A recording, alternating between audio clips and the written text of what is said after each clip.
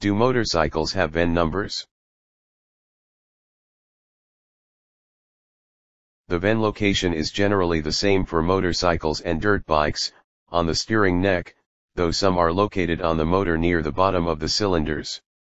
Now you know everything there is about the vehicle identification number for cycle, dirt bike, or ATV, and probably more than you need to know.